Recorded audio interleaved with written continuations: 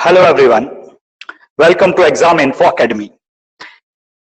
कुछ दिन से लगातार वैकेंसीज के बारे में हमें पता चल रहा है कि कम है, आ नहीं रही है, असमंजस स्थिति है, काफी कुछ पता चल रहा है। लेकिन ये बड़ी पॉजिटिव न्यूज आज मिली है, आज ही की है। उत्तर प्रदेश पब्लिक सर्विस कमीशन, जो कि गवर्नमेंट के जो डिग्री कॉलेज है उसमें असिस्टेंट प्रोफेसर की भर्ती भी करता है। ठीक, गवर्नमेंट डिग्री कॉलेज जीडीसी से बुलाते हैं आप लोग।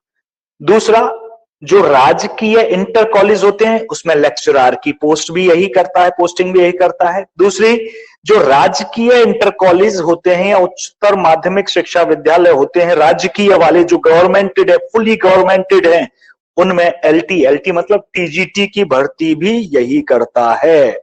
पहले ये मेरिट बेस हुआ करती थी, लेकिन कुछ सालों से ये एग्जाम के थ्रू हो रही है। ये उसी के बारे में है। बड़ी अच्छी न्यूज है, देख लो। यूपीपीएससी मतलब Uttar Pradesh public service commission, LT grade लिखा जाता है, आप टीजीटी समझें इसे। अगर आप नहीं जानते हैं तो, जानते तो अच्छी बात है। टीजीटी शिक्षक, हाँ टीजीटी शिक्षक के 3000 पदों पर भर्ती की तैयारी, आयोग को मिला अध्याचन। यहां कोई रुकावट नहीं आएगी। राजकीय कॉलेज में ये होते हैं, ये वित्तीय सहायता प्राप्त अशासकीय नहीं है, ये शासकीय विद्यालय पूरी तरह से गवर्नमेंट के होते हैं, 100% गवर्नमेंट। इसमें कोई मैनेजर नहीं होता है, इसमें प्रिंसिपल होगा या फिर डीआईओएस। ठीक है जी, यूपी के हैं ये, पब्लिक सर्विस कमीशन इसे करता है। टीजीटी की पोस्ट के बारे में 3000 बड़ी संख्या में है। ठीक है जी, आगे बढ़ते हैं, क्या कहती है ये न्यूज देखिएगा। आयोग को एलटी ग्रेड शिक्षक के 1207 पदों का अध्याचन काफी पहले मिल चुका था, ये तो पहले का था। ठीक है, ये निकाली नहीं थी पोस्ट। सूत्रों का कहना है कि अब नए पदों का अध्याचन भी मिल गया है और पदों की संख्या बढ़कर करीबन 3000 पहुंच गई है, यानी 1200 ये पद से और बढ़ के कितनी होगी टोटल 3000। इसमें अलग अलग सब्जेक्ट्स होंगे, हाँ टीजीटी अलग अलग सब्जेक्ट वाइज होगा, टोटल एक ही सब्जेक्ट की थोड़ी 3000 है, तो इस तरह मिला के 3000 है। चलिए आगे बढ़ते हैं।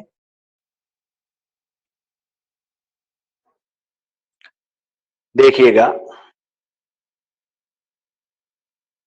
प्रदेश के राजकीय इंटर कॉलेजों में एलटी ग्रेड शिक्षक की 3000 पदों की भर्ती की तैयारी चल रही है।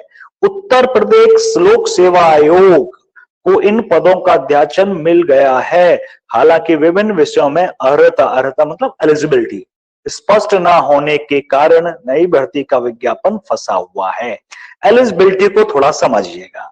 ये प्रॉब्लम आई तब से यूपी में टीजीटी मतलब 12th तक को एनसीईआरटी बुक्स अप्लाई कर दिया गया, तब से ये प्रॉब्लम आई। कुछ सब्जेक्ट्स को लेकर ये प्रॉब्लम आई, आनी भी थी, क्योंकि सीबीएसई बोर्ड का क्राइटेरिया अलग है, केवी का क्राइटेरिया अलग है, डीएसएसबी का क्राइटेरिया अलग है और यूपी का क्राइटेरिया अलग था। अब हुआ क्या, इन्होंने एनसीईआरटी तो अप्लाई कर दिया। मान लीजिएगा, आप सभी जानते हैं एनसीईआरटी साइंस ले लीजिए, उठा लीजिए, उसमें फिजिक्स भी है, केमिस्ट्री भी है, बायोलॉजी भी है, हुई ना। यूपी में पहले क्या होता था, बायोलॉजी अलग सब्जेक्ट है, फिजिक्स केमिस्ट्री एक साथ है, बायोलॉजी एक अलग सब्जेक्ट की कंसीडर किया जाता था। तो अब जो टीचर सेलेक्ट होते थे, जो पहले की मैं बात कर रहा हूं, तो उसमें क्या होता, टीजीटी बायोलॉजी की अलग वैकेंसी आती थी, टीजीटी साइंस की अलग वैकेंसी आती थी।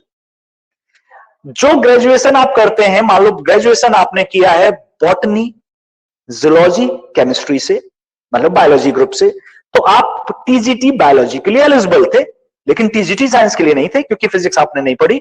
जो मैथमेटिक्स वाला ग्रुप होता था, ग्रेजुएशन किया, मान लो आपने ग्रेजुएशन किया फिजिक्स, केमिस्ट्री, मैथमेटिक्स से, तो आप टीजीटी साइंस के लिए एलिजिबल हो जाते थे, क्योंकि आपके पास फिजिक्स केमिस्ट्री दोनों होती थी, फिजिक्स केमिस्ट्री और मैथमेटिक्स होता था ग्रेजुएशन लेवल पे। तो ये अलग अलग थी। अब क्या हुआ, अब कर दीजिए टीजीटी साइंस ही है, क्योंकि बायोलॉजी पद ही नहीं, क्योंकि साइंस एनसीईआरटी में एक ही में आ जाती है, बायोलॉजी इसी में, फिजिक्स केमिस्ट्री बायोलॉजी की कंबाइंड बुक है। तो टीजीटी साइंस में एलिजिबिलिटी कैसे डिसाइड हो, एलिजिबिलिटी पर यहां मामला फंस गया है।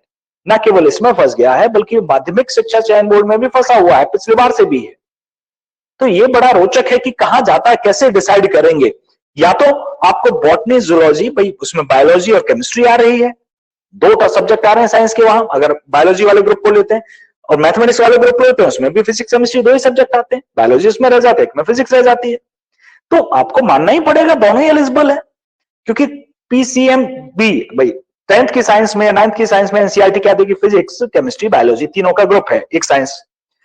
अगर मैथमेटिक्स वाला ग्रुप लोगे आप तो क्या मिलेगा आपको? फिजिक्स और केमिस्ट्री, बायोलॉजी नहीं मिलेगी। भाई बायोलॉजी बच्चे ने पढ़ी होगी, 10th तक पढ़ी होगी। अब दूसरी तरफ आप जाते हैं बायोलॉजी वाले ग्रुप को, वहां बायोलॉजी केमिस्ट्री मिलेगी, फिजिक्स नहीं मिलेगी। फिजिक्स उसने 12th तक पढ़ी होगी, बल्कि वो ज्यादा एलिजिबल है, बल्कि बायोलॉजी ग्रुप ज्यादा एलिजिबल है देन मैथमेटिक्स। तो ये अभी फंसा हुआ है। चलिए, तो ये इसीलिए लिखा है, अर्हता विभिन्न विषयों में अर्हता स्पष्ट ना होने के कारण नई भर्ती का विज्ञापन फंसा हुआ है। हाँ, ये फंसा हुआ है इस वजह से। चलिए, पिछली बार भी ये बड़ा हंगामा हुआ था इस पर। इसके लिए आयोग ने संबंधित विभाग को पत्र भेजकर सभी विषयों से संबंधित एलिजिबिलिटी, अर्हता मतलब एलिजिबिलिटी स्पष्ट करने को कहा है। बड़ा आसान नहीं है भाई किसी के लिए भी। मेरे हिसाब से बायोलॉजी को मिल जाना चाहिए, क्योंकि उसमें ज्यादा है, 12th तक तो फिजिक्स पढ़ते हैं वो लोग, तो वहां तीनों का बन रहा है, फिजिक्स, केमिस्ट्री, बायोलॉजी का, जबकि मैथमेटिक्स वाले बायोलॉजी 10th तक पढ़ते हैं। चलिए आगे बढ़ते हैं। आयोग को एलटी ग्रेड के, ये वही है, मिल चुका है, सूत्रों का कहना है नए पदों का अध्याचन भी मिल चुका है, पदों की संख्या करीबन 3000 है, रिक्त पदों पर भर्ती की तैयारी चल रही है, लेकिन इसके पूर्व आयोग सभी विषयों में अर्हता से संबंधित नियमों का स्पष्ट कर देना चाहता है। एलिजिबिलिटी ये फंसा हुआ है, ये टीजीटी साइंस के और भी सब्जेक्ट से फंसा हुआ है। हाईकोर्ट के आदेश के अनुपालन में इस बार आयोग को एलटी ग्रेड शिक्षक भर्ती विज्ञान पर एलिजिबिलिटी संबंधी नियमों व शर्तों का पूरी तरह से स्पष्ट करना ही होगा, तभी दे पाएंगे। चलिए आगे देखते हैं क्या है न्यूज। हाँ जी, 2018 की देखो, आगे ना पुरानी भर्ती की भी बात है इसमें। एलटी 2018 की भर्ती में कई विषयों पर एलिजिबिलिटी स्पष्ट न होने के कारण विवाद हुआ। जैसे 8 विषय में चयन होने के बाद करीबन 250 अभ्यर्थियों का चयन निरस्त कर दिया है। देखो, चयन हो भी गया, बेचारों का निरस्त कर दिया गया। ये बड़ा बेकार होता है ये, या तो आप करो ना, मतलब पहले डिसाइड करो, गलती आपकी है, बच्चों की नहीं है, ठीक है। और कई विद्यार्थियों की ज्वाइनिंग अभी भी फंसी हुई है, ये तो हद है बिल्कुल, क्या बनाया हुआ है। हिंदी विषय में भी अर्हता एलिजिबिलिटी का विवाद हुआ था और 100 से अधिक पदों पर चयनित अभ्यर्थियों की नियुक्ति नहीं हो सकी थी। हिंदी में भी हुआ था, ये समझे, हिंदी के अंदर भी है ये, ठीक है जी। साइंस का तो मुझे ज्यादा पता है, मैं साइंस का विद्यार्थी हूं, इस वजह से मुझे इसका पता है। चलिए, इस बार एलटी ग्रेड शिक्षक भर्ती के विज्ञापन में एलिजिबिलिटी को लेकर स्थिति पूरी तरह से स्पष्ट हो जाने के बाद में कोई विवाद नहीं होगा और भर्ती समय से पूरी हो सकेगी। यही करना भी चाहिए था। चलिए, शायद इस बार हो, अच्छी बात होगी ये, देखते हैं। एलटी ग्रेड शिक्षक भर्ती भी पिछली बार एक परीक्षा के माध्यम से हुई थी। हाँ भाई, पिछली बार 21 हुआ था एग्जाम, और इसमें सामाजिक विज्ञान एवं हिंदी के पेपर आउट होने के आरोप भी लगते। पेपर आउट होना तो आज आम बात हो गई है, सबके आउट हो जा रहे हैं।